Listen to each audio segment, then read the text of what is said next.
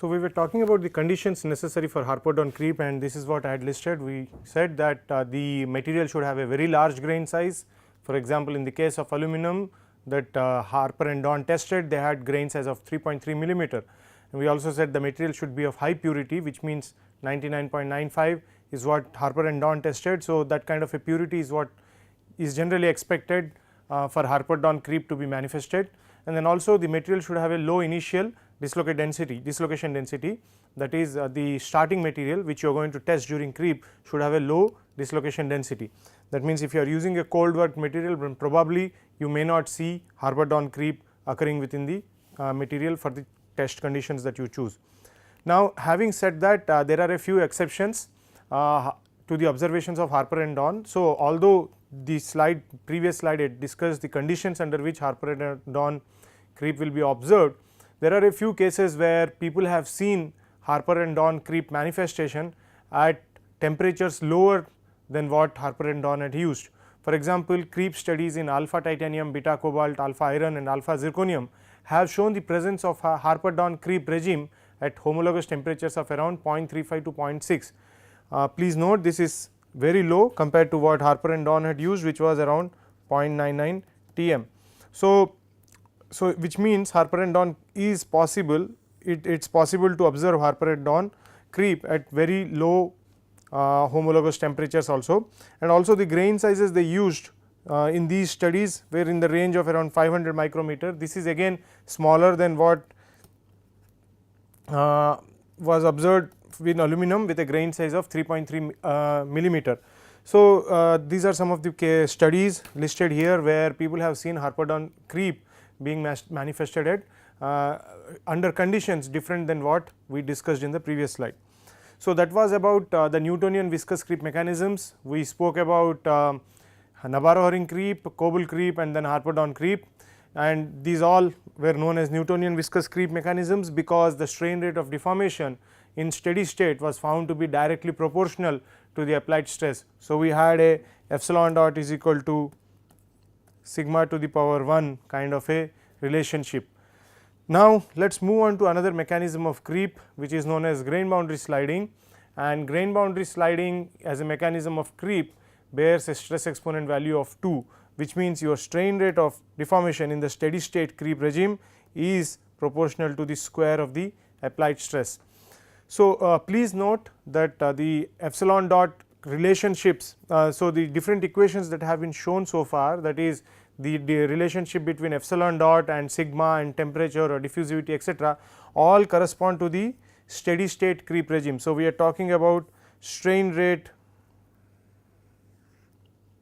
in this regime. So, this is what epsilon dot is, it is the slope of the straight line in the steady state creep regime. So, grain boundary sliding requires a stress exponent value of 2, or basically it is known to be controlling the deformation behavior if the stress exponent value is 2. Now, in addition to the stress exponent value, what people have also observed is that the grain size exponent is also equal to 2. So, when I say the grain size exponent, you may recall that epsilon dot is proportional to 1 over d to the power p, and when p is equal to 1, p is equal to 2, we say it is grain boundary sliding. Of course, p is equal to 2 also corresponds to Nabarro-Herring creep, but p is equal to 2 along with p is equal to 2 along with n is equal to 2 is indicative of grain boundary sliding. Now, what exactly is grain boundary sliding? Of course, as the term signifies, we are talking about some kind of sliding, and it is basically a response of the grain boundaries, generally high angle grain boundaries, to an applied shear stress, and is supposed to occur by the relative motion of grains along a common boundary or along a narrow zone immediately adjacent to the boundary. So, it is basically imagine two grains which are sliding against each other in the presence of a applied shear stress. So, if you have, let us take the simple example of two squares as grains, and then in the presence of a shear stress, so one grain slides against the other. So, that is what in a very generic way is what grain boundary sliding is. It is the response of the grain boundaries, and so not all type of grain boundaries are going to experience grain boundary sliding. So, the grain boundaries have to be typically high angle grain boundaries. So, high angle grain boundaries means the grain boundary misorientation should be greater than 15 degrees. Typically you have low angle grain boundaries with the misorientation angle lower than 15, and all the other boundaries which have a misorientation greater than 15 degrees are known as high angle. And so, the relative motion of grains. So, this is the relative motion of grains along a common boundary. It could happen along a common boundary or along a narrow zone immediately adjacent to the boundary. So, if it is along a common boundary, then it is known as Lifshitz grain boundary sliding. So, this is a mechanism proposed by this gentleman Lifshitz. He said when the relative motion of grains happens along a common boundary, it is known as grain boundary Lifshitz grain boundary sliding. And of course, there has to be some form of accommodating process, and in the case of this mechanism the accommodating process is diffusional creep. So, why do you need a accommodating process? Well, the reason is when, so let us assume you have 4 grains like this and the grains are tending to slide against each other, then what happens is when these set of grains, let us say these 2 grains move with respect to the other 2 grains, then you are going to have some form of stress concentration that is generated within this region. And if there is no accommodating process, then what would happen is you will tend to develop probably voids in that region.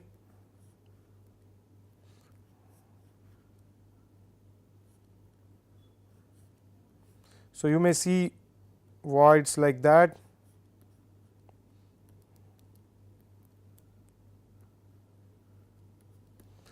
During the sliding process. So, in order to prevent the formation of the void, so this is just a simple example of how the voids might form.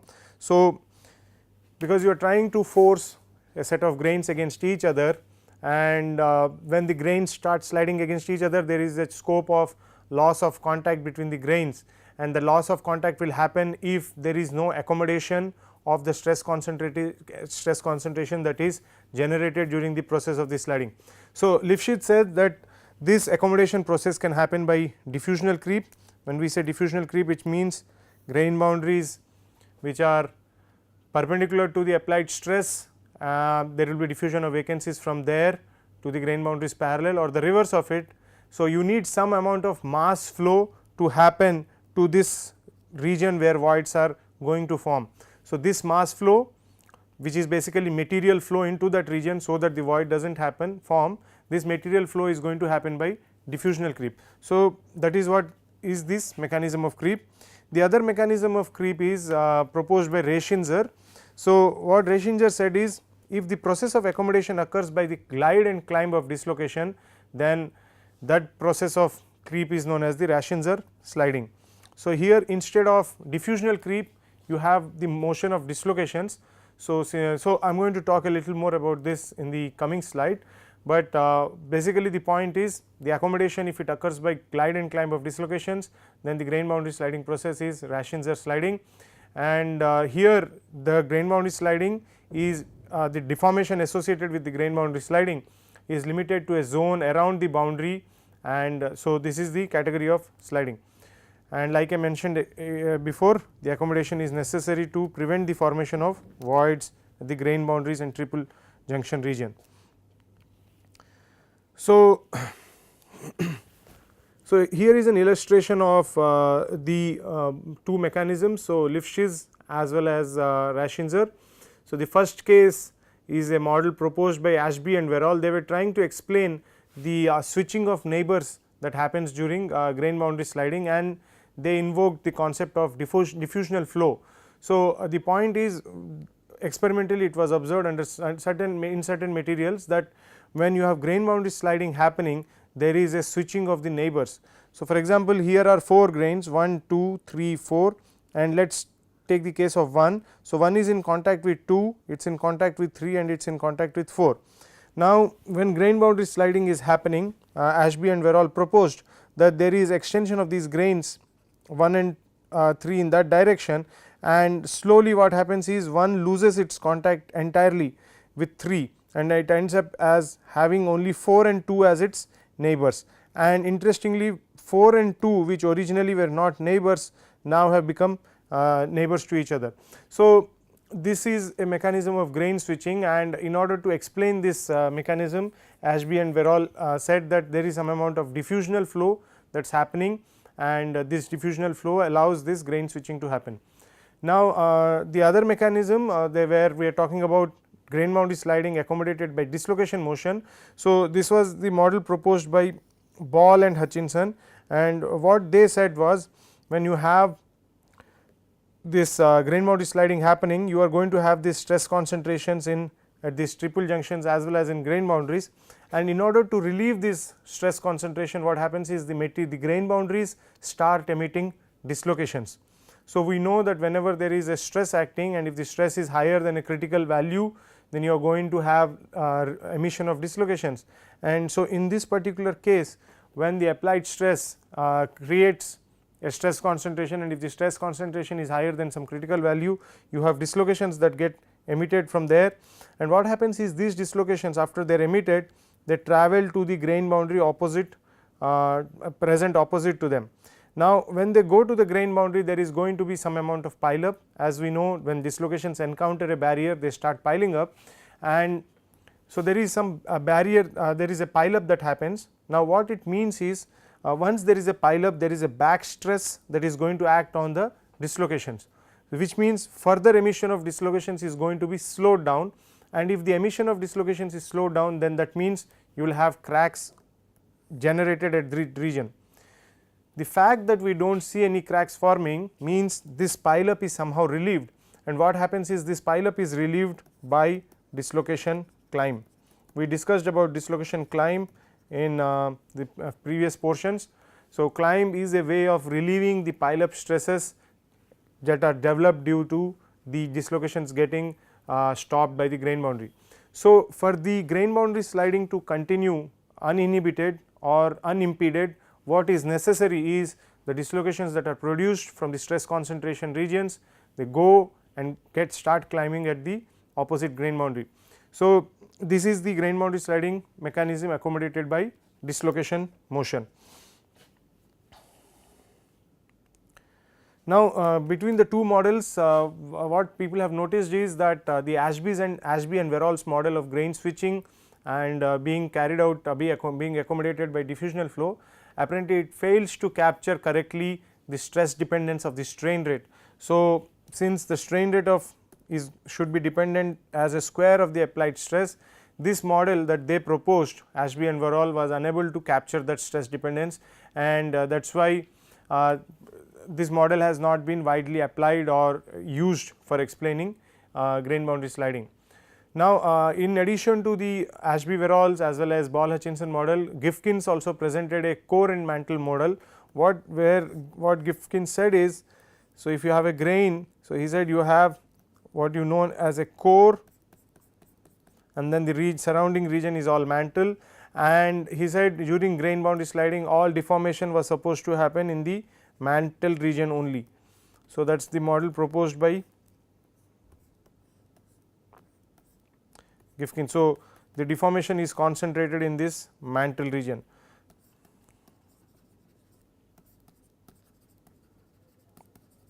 So, this is another viewpoint, this is another way of looking at the grain boundary sliding process. Now, by and large, the strain rate of deformation for grain boundary sliding can be approximately given or described by this equation. So, again epsilon dot is the steady state creep rate, and what this equation tells us is that the steady state creep rate is dependent on the inverse of the square of grain size, and it is also directly proportional to the applied stress, and there is a diffusivity T term D, and this diffusivity term D is generally equal to grain boundary diffusivity, although there have been cases where people observed that D is equal to DL, that is lattice diffusivity, but by and large grain boundary sliding, because the deformation is associated in the regions around the grain boundary. So, the grain boundary diffusivity is what is applicable to grain boundary sliding deformation mechanism. Now, so how do you know that the material has experienced grain boundary sliding? Of course, one way is by determining the p value and determining the n value, but in addition to this, just like giving evidence in the form of microstructural evidence, something that we discussed in Newtonian viscous creep mechanisms. So, similar concept can be applied here. You can find out if grain boundary sliding has happened in the material or not by looking at the post creep microstructures. So, after you have carried out your creep tests, if you take the microstructures and you look at them, then probably you can get some evidence of grain boundary sliding. So, one of the way of doing this is you create some fiducial markers on the sample before carrying out the creep test. So, you can use a diamond scribe to create some gentle scratches along the surface. So, here are some scratches along the surface, and what is noticed is if the material has experienced grain boundary sliding, then you start seeing. So, what was originally a straight line starts getting offsetted.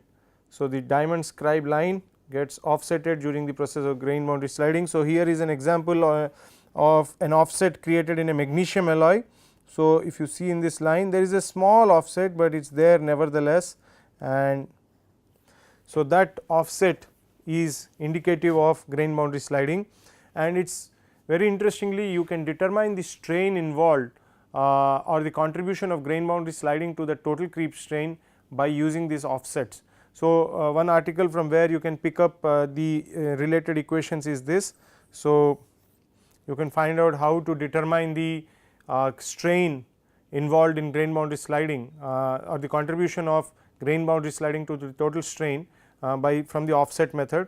And so, that is one set of microstructures that you can see. Another microstructure that could also be observed is you may see a significant amount of dislocation activity close to the grain boundary.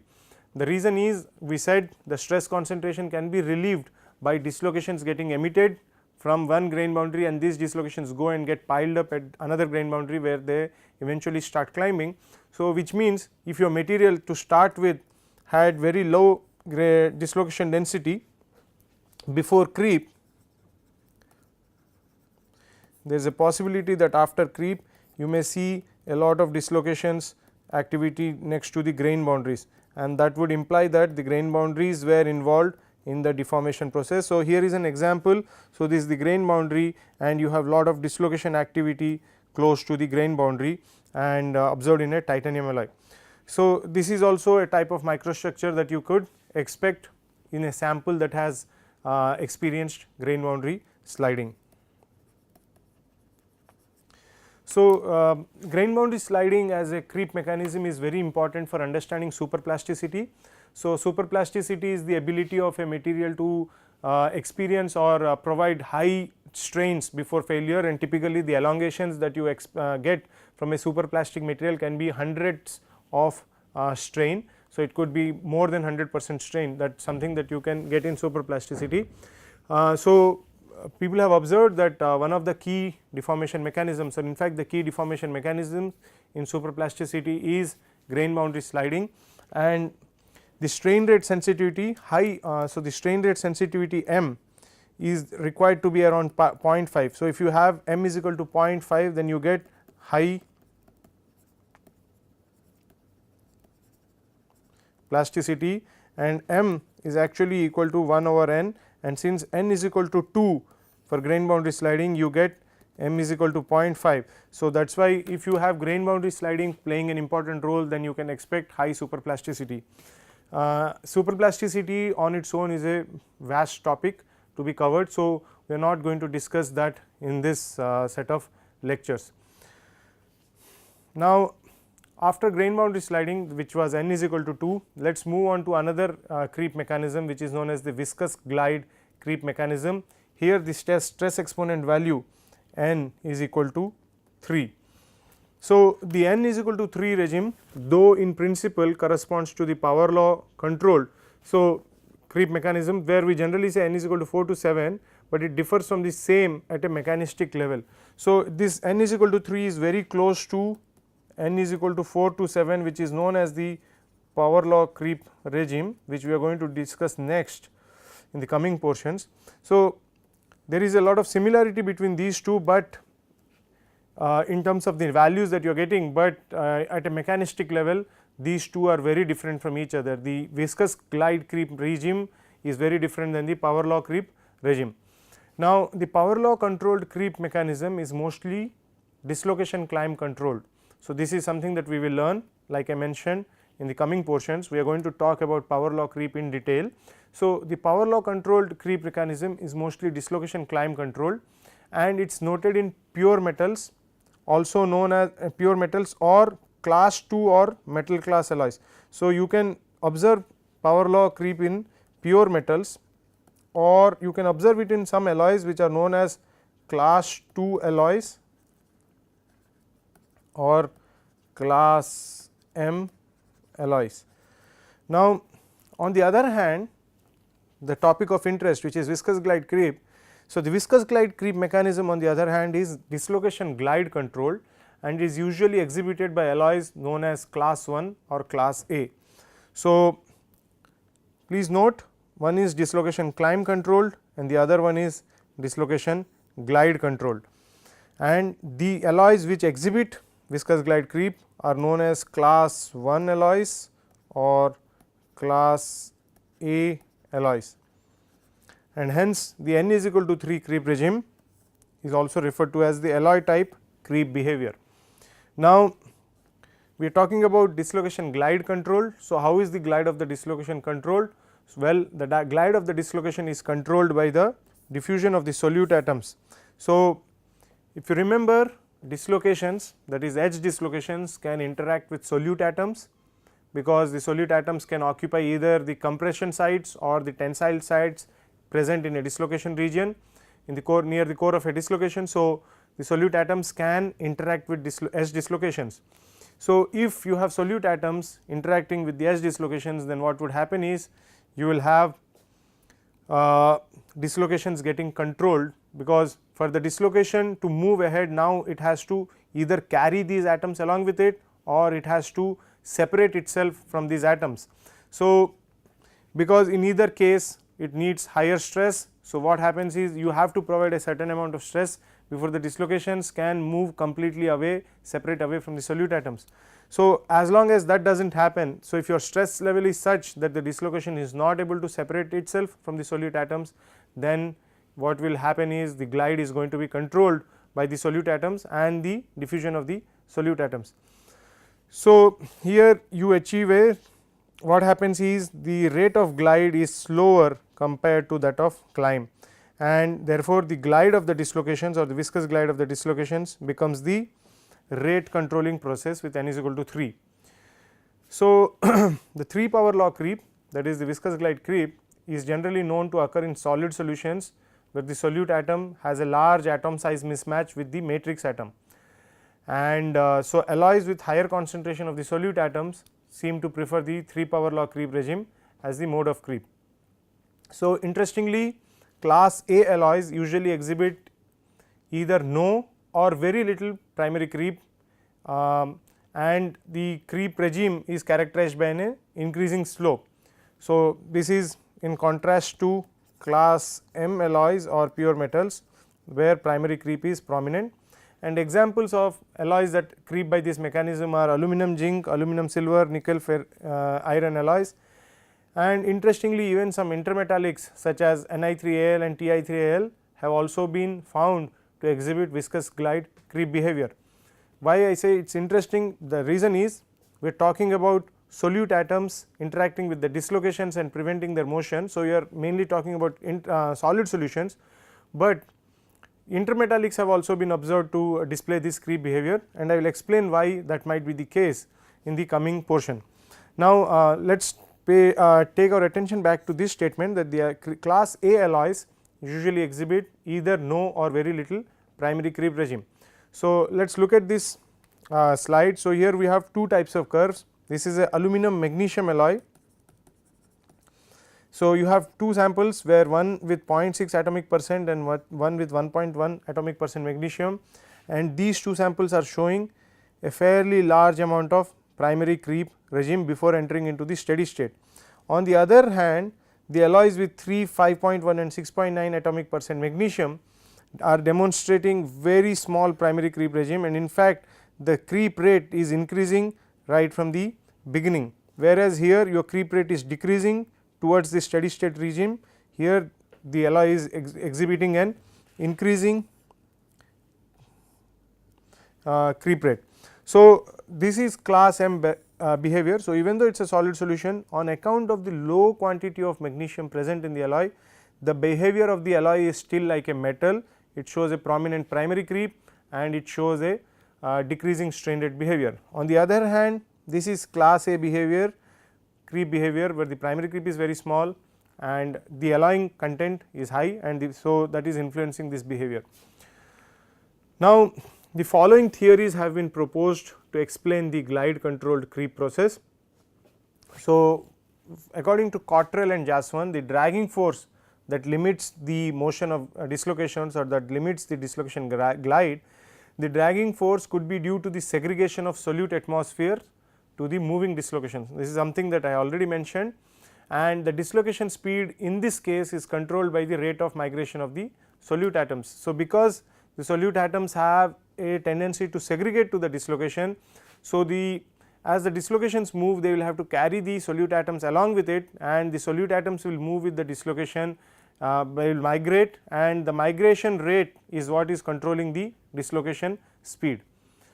On the other hand, Fischer suggested that the viscous process had its origin in the destruction of the short range order in solid solution alloys. So, you could have short range order in some materials, and when you have a short range order, the dislocation for the and when the dislocation comes across these regions, it is essentially going to destroy the order. If it passes through that region, then it is going to create disorder within that region, and the disorder created by the dislocation motion would result in the formation of a new interface, thereby the interfacial energy would become the rate controlling process. So, that was the suggestion given by Fischer to explain the viscous glide process. Elsewhere, Suzuki came up with the suggestion that the dragging force was an outcome of solute atoms segregating to the stacking faults. So, solute atoms will have a tendency to segregate to the stacking faults, and the stacking faults are basically partial dislocations, two partial dislocations separated, that, and the enclosed region is the stacking fault, and the stacking fault actually provides sites for solute atoms to segregate, and once the solute atoms segregate to the stacking fault energy is going to come down further, which means the dislocations will find it even more difficult to join back, or the partials will find it difficult to join back to form a complete dislocation. And when you compare a partial dislocation to a single dislocation will find it rather easy to move through the lattice compared to the partial dislocation. So, that is why once you have partial dislocations and if you have the solute atoms segregating to the stacking faults, then there will be a dragging force on the dislocation motion. So, that was the suggestion of Suzuki, and Wiertman suggested that dislocation glide is impeded in long range ordered alloys because of the energy penalty associated with creation of antiphase boundaries. So, when you talk of ordered alloys like Ni3Al, so there is a certain structure, that is a certain amount of ordering of atoms in order to achieve that stoichiometry, and once a dislocation moves, it may force atoms of the same type to come against each other or become neighbors to each other, and that would lead to the creation of a antiphase boundary, and the energy associated with the antiphase boundary is what, according to Wiertman, is the impediment to the dislocation glide. So, these are some of the mechanisms proposed in favor of the viscous glide creep mechanism. Now, the steady state strain rate of creep in this particular case. So, if you have a material experiencing viscous glide creep mechanism, the steady state strain of creep is given by this equation, and here A is the interaction factor that depends on the particular viscous creep drag mechanism controlling the dislocation glide. So, we spoke about 4 mechanisms by which dislocation motion could be dragged or dislocation glide could be impeded, and so A is the factor. So, depending on which mechanism is controlling the glide, you will have the value of A associated with that mechanism, and ds is the solute diffusivity, and the ds will give you the ds will be proportional to e to the power minus q over kt, and what has been proposed by some researchers that q is essentially equal to the activation energy for self diffusion. So, that is what has been observed experimentally. Now, if you look at the strain rate versus stress behavior for a material which is capable of exhibiting viscous glide creep mechanism. So, this is the kind of behavior you would notice. So, you will initially at lower stress values you will get a n is equal to 5. So, this is an aluminum 2.2 atomic percent magnesium alloy, and under certain conditions of stress and temperature, if you carry out a creep test, to begin with at low stresses you will see an n is equal to 5 regime, and then as you increase the stress further, the material is going into the n is equal to 3 regime, which is the viscous glide creep, and then at higher stresses, further higher stresses, again it is going to come back to the n is equal to 5 kind of behavior. So, which is power law kind of behavior. So, what is happening is at low stresses you have n is equal to 5, at intermediate stresses a class A type behavior. At high stresses, when you apply very high stresses, what is now happening is the dislocations are actually able to break away from the solute atmospheres. So, the stress is high enough for dislocations to break away from the solute atmosphere, and so now the material can again behave like a class M alloy. So, you have a class A alloy at intermediate stresses that transits into a class M behavior at high stresses. Now, what should be the stress, minimum stress that you need to apply so that the dislocations can break away from the solute atoms? Well, that stress is given by this following relation. So, that breakaway stress tau b is a function of the constant A11, and it is also a constant of also a function of the interaction energy between the edge dislocation and the solute atom. Well, because the solute atoms are going to stick to the grain to the edge dislocation. So, your the stress that you apply should be able to provide an energy higher than the kind of the binding energy between the solute atom and the edge dislocation. So, once your stress is able to account for that energy then or higher, then your dislocation is going to separate from the solute atoms, and it is also tau b is also dependent on the concentration of the solute atom. So, that is this, once you apply this amount of stress, then you can move away from class A into class M type of creep behavior. Now, let us talk about some of the microstructures that are generally associated with a sample crept in this regime. Now, the deformation microstructures of class A crept samples are generally devoid of subgrains. So, subgrain formation, if you recall, is generally the subgrains form when the dislocations are arranging themselves in certain fashion. You need the dislocations to create some configurations, and this is generally associated with strain hardening and recovery, a balance between strain hardening and recovery. Now, here and that is controlled by dislocation climb, and in this particular case, because it is glide controlled instead of climb controlled. So, that is why one, we have small primary creep, and secondly, as a result of that, you small primary creep also means you do not see subgrain formation. And so, if you can see here, the dislocations are by and large random. So, you have two samples, one is a crept zircaloy sample and the other one is a crepe aluminum magnesium sample. In both the samples, what they observed was a random set of dislocations, some amount of bowing, but by and large random distribution of dislocations. So, these are the kind of microstructures which you can expect to be associated with a viscous glide creep sample.